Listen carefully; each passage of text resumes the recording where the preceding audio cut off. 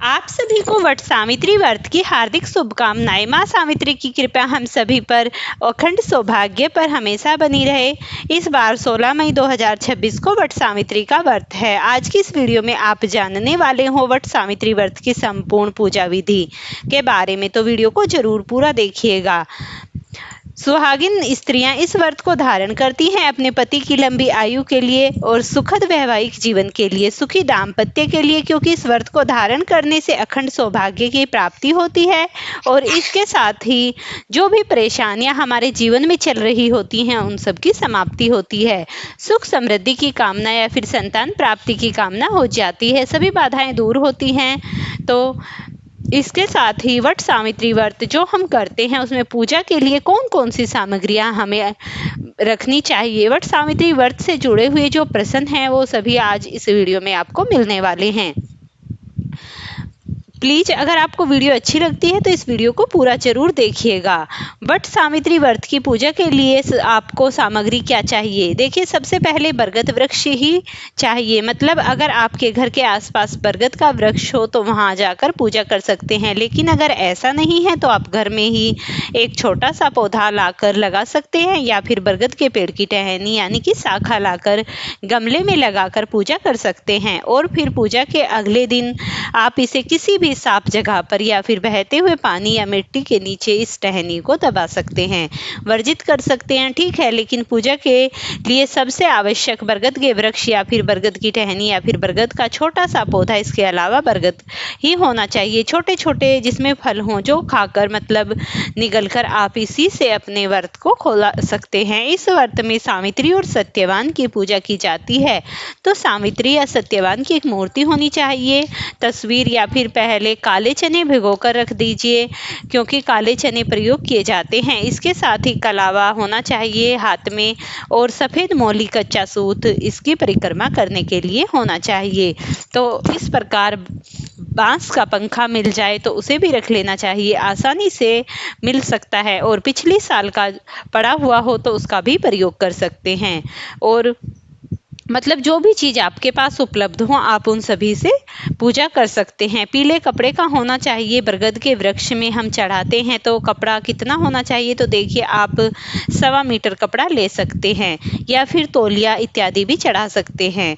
और छोटा सा रुमाल या फिर पीले रंग का कोई कपड़ा चढ़ा सकते हैं। इसके अलावा पीले फूल चाहिए, मिठाई और बतासे चाहिए, फल ले सकते हैं, जो भी सीजनल फ्रूट्स उपलब्ध हों, धूप, दीप, अगरबत्ती, मिट्टी का दीपक लीजिए, सिंदूर चाहिए, अक्षत, रोली।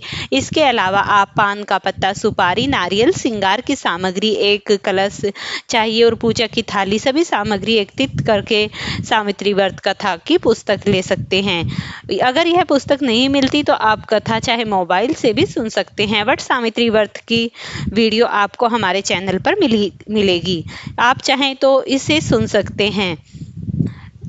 पूजा की सामग्री चाहिए और इसके साथ ही आपको जल से भरा हुआ कलश, ठीक हम जो भी पीपल को अर्पित करते हैं। और जल कलश को आप क्या क्या डालना चाहिए? जल के कलश में आपको डालना चाहिए तांबे का पात्र होना चाहिए या पीतल का, ना हो तो स्टील का भी ले सकते हैं। कोई सा भी पात्र लेकर उसमें थोड़ा सा कच्चा दूध, शहद, शक्कर डाल दीजिए और गंगा जल से इस पात्र को भर दीजिए। इस तरह से हम बरगद के जड़ को सींचते हैं, अच्छा कलश की स्थापना करते हैं और फिर कलश अलग रख देना चाहिए। अब जैसे कई लोगों के प्रश्न होते हैं कि हम पूजा कैसे करें, तो बिल्कुल भी आप कलश की स्थापना कर सकते हैं, लेकिन अगर आप बरगद के वृक्ष के पास जाकर पूजा कर रहे हैं तो कलश की स्थापना बिल्कुल भी आवश्यक नहीं, क्योंकि वहां पर हम साक्षात वट वृक्ष की पूजा कर रहे हैं। किसी भी प्रकार से अलग से विधान नहीं है, क्योंकि वट वृक्ष में सभी देवी देवता विराजमान है। सत्यवान, फिर ब्रह्मा, विष्णु, महेश, इसके अलावा जितने भी देवी देवता हैं वह भी इसी वट वृक्ष में ही निवास करते हैं। ऐसे में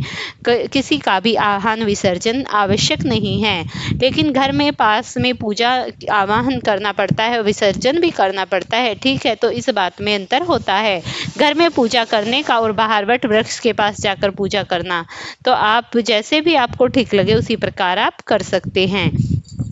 सावित्री व्रत के दिन आपको सुबह जल्दी उठना चाहिए। प्रयास कीजिए थोड़ा ज़्यादा जल्दी उठ जाइए ताकि आप सही समय पर नहा धोकर स्नान करके वट सावित्री व्रत में 16 श्रृंगार किया जाता है। तो आप चाहें तो नई साड़ी पहन सकते हैं या फिर चाहें तो पुराने भी कोई सुथरी साड़ी धुली हुई हो, स्वच्छ हो, उसे भी धारण करें। पवित्र कपड़े पहनकर और हमें वट वृक्ष की पूजा करनी चाहिए। इसके अलावा जितनी भी हो सामग्री पहले दिन ही आप तैयार करके एकत्रित करके रख लेनी चाहिए। सावित्री व्रत की पूजा के लिए आप को कोई भी ज़्यादा परेशानी नहीं होनी चाहिए। आपको एक सामान एकत्रित करने में बस तैयार हो और उसके बाद पूजा कर लें। तो बरगद के वृक्ष के पास जाकर आपको सबसे पहले प्रणाम करना होता है क्योंकि इसमें सभी देवी देवताओं का वास होता है। उसके बाद वट वृक्ष के पास मतलब जड़ के पास ही बैठ जाना चाहिए और फिर वट वृक्ष में हल्दी और चावल का लेपन जो होता है उसे छापे लगाना होता है। अपनी उंगलियों से 5 उंगलियों का छापा लगा दीजिए और फिर तिलक करके उन्हें 5 उंगलियों को डुबाइए और तिलक कर दीजिए। अच्छा है हल्दी और चावल का लेपन एक जैसा ही बन पाए तो सिर्फ हल्दी का घोल बना लीजिए, शुभता होती है। और फिर वट वृक्ष पर छपा लगा दीजिए। सत्यवान की मूर्ति या फिर प्रतिमा जो भी आप लेकर गए हैं वहीं पर स्थापित कर दीजिए और पूजा प्रारंभ कीजिए बरगद के वृक्ष में। इसके बाद सिंदूर से रोली से हल्दी से तिलक कीजिए, फिर वस्त्र अर्पित कर दीजिए। वस्त्र लेकर गए हों आप वट वृक्ष के पास तो वहीं पर बिल्कुल उसी प्रकार से सावित्री और सत्यवान की भी पूजा करनी होती है। धूप दीप पुष्प इत्यादि अर्पित करें। इसके अलावा ही तिलक करके आप वस्त्र अर्पित करें। फिर सावित्री को 16 श्रृंगार की सभी वस्तुएं अर्पित कर इसके पास ही जो भी सुहाग की सामग्री हो वही अर्पित करनी जरूरी होती है। लेकिन कम से कम सिंदूर, चूड़ियां, मेहंदी इत्यादि कुछ भी चीजें सावित्री को जरूर अर्पित करने। साड़ी या सूट जो भी अर्पित करें उसे जरूर निमित वस्त्र इत्यादि कर सकते हैं। इसके अलावा फल, मिठाई, गुलगुले या फिर पास में उपलब्ध वृक्ष के पास स्वरूप में रख सकते हैं। वट वृक्ष की जड़ में बांस के पंखे से हवा की जाती है। अगर आपके पास उपलब्ध हो तो बांस का पंखे से हवा कीजिए। वैसे तो 2 पंखों का प्रयोग है, बांस के 2 पंखे होने चाहिए। हम तो एक हवा करते हैं तो उसी का दान कर देते हैं। ब्राह्मण और पंखा फिर घर लेकर आते हैं जिससे कि अपने पति को हवा करते हैं। तो अगर आपके पास 2 पंखे उपलब्ध हैं तो अत्यंत श्रेष्ठ है। मान लीजिए आपके पास 2 पंखे हैं तो आप एक का दान कर सकते हैं, फिर उसे संभाल कर रख सकते हैं। पूजा करते समय आपको सावित्री या सत्यवान का ध्यान करना चाहिए। उनके नाम का स्मरण करते हुए आप अपने अखंड सौभाग्य के दाम्पत्य जीवन के लिए सुखमय प्रार्थना कर सकते हैं। इस बात का ध्यान रखना है कि अखंड सौभाग्य के लिए, अपने पति की, बच्चों की सुरक्षा के, सुख समृद्धि के लिए आप इस व्रत का पालन करें। और भक्तों के प्रश्न होते हैं कि हमें कैसे संकल्प करना चाहिए। तो जब हम सोकर उठते हैं तो सुबह उसी समय प्रार्थना करें, हे माँ सावित्री, हे सत्यवान, हे यम देवता, हे ब्रह्मा विष्णु महेश, अपने अखंड सौभाग्य के लिए, पति की लंबी आयु के लिए, संतान की लंबी आयु के लिए, सुरक्षा के लिए, वंश वृद्धि के लिए आज मैं वट सावित्री का व्रत धारण कर रही हूँ या फिर वट सावित्री व्रत की पूजा कर रही हूँ। तो कृपया आप इस पूजा को स्वीकार कीजिए और मुझे शुभ फल प्रदान कीजिए। वट वृक्ष के पास आप इस प्रकार प्रार्थना करके फूल, पुष्प आदि लेकर संकल्प करें। मतलब अगर आपके पास फूल आदि हैं तो आप उन्हीं से संकल्प करें और अपनी पूजा संपन्न करें। अखंड सौभाग्य के लिए अगर आप चाहें तो जल पुष्प द्वारा भी संकल्प ले सकते हैं, मानसिक संकल्प भी ले सकते हैं। ठीक है, अब विधि विधान से आप सावित्री, सत्यवान की पूजा, यम देवता का स्मरण करके पूजा कर वट वृक्ष की पूजा करें। इसके बाद में आपको उसकी परिक्रमा करनी चाहिए। सुहागिन महिलाओं को कुछ टॉफी आदि लेकर जाना चाहिए। ड्राई फ्रूट्स, मूंगफली दाने और काले चने की भी परिक्रमा करनी चाहिए। जो भी भिगोकर काले चने रखे जाते हैं उनकी भी परिक्रमा कर देनी चाहिए। इस प्रकार 11 या फिर 21 बार या 108 बार, मतलब जितनी आपकी इच्छा हो उतनी बार आप परिक्रमा कर सकते हैं।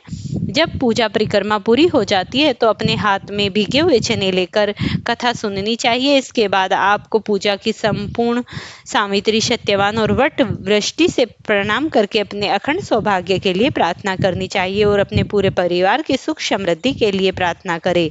बड़े बुजुर्गों को स्पर्श, चरण स्पर्श करें। महिलाएं एक दूसरे को सिंदूर लगाती हैं और एक दूसरे को सुहाग की सामग्री भेंट करती हैं। उसके बाद जो भी आप सामग्री खरीद कर लाती हैं उससे अपनी मांग भरिए और अगर आपके पास सिंदूर है तो उसे शादी वाला जो सिंदूर होता है, अगर वह आपके पास है तो उसे धोकर बरगद के वृक्ष के पास जाकर पूजा करनी चाहिए और फिर सावित्री को लगा दीजिए, फिर स्वयं लगा लीजिए। अच्छा है, एक चीज का ध्यान रखिए, सिंदूर जो आप लेकर जाते हैं उसमें सिंदूर किसी भी दूसरे को नहीं लगाना चाहिए। मतलब सावित्री को लगा सकते हैं, लेकिन शादी के सिंदूर में से किसी दूसरी महिला को सिंदूर नहीं लगाना चाहिए। अगर आप दूसरी डिब्बी लेकर गए हैं, मतलब अलग से डिब्बी लेकर गए हैं, और फिर कुछ चीजों का आपको दान करना आवश्यक होता है। किसी ब्राह्मण को दान कर सकते हैं, सुहाग की चीजें जैसे सुहागिन महिलाओं को दान कर सकते हैं, अपने परिवार में से किसी को दान कर सकते हैं, और जिन चीजों से आप परिक्रमा करते हैं उन सभी सामग्रियों को आप दान कर सकते हैं, या फिर फल मिठाई जिससे भी आप परिक्रमा करते हैं वह सभी चीजें दान कर सकते हैं। मतलब इस परिक्रमा का प्रयोग की हुई चीजों का जो भी आपने स्वयं प्रयोग की हैं उन सभी का दान कर सकते हैं, बच्चों में वितरित कर सकते हैं, सुहाग की सामग्री हो तो सुहागिन महिला को दे सकते हैं।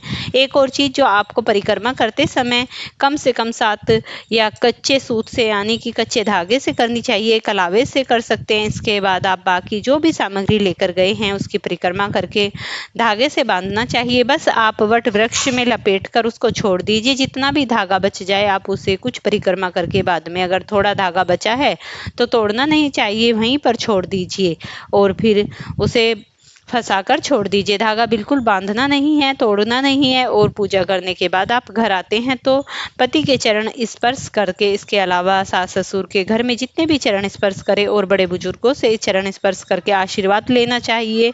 इसके बाद पति को हवा कीजिए उसी पंखे से और भोग वहाँ लगाइए। आप अपने वट वृक्ष में प्रसाद के स्वरूप में खाने का वितरण कीजिए। इस प्रकार से आपको पूरा व्रत हो जाता है। और जैसे भी बहुत से भक्तों के प्रश्न आते हैं कि हम व्रत निर्जल रखें या फिर कुछ खा सकते हैं, तो इस व्रत को निर्जल ही रखते हैं। अगर आपका छोटा बच्चा और बहुत देर तक नहीं रह पाता तो पानी पी सकते हैं, लेकिन दिक्कत है या फिर आपका स्वास्थ्य ठीक नहीं है, दवाई लेनी है, तो आपको कुछ खा लेना चाहिए।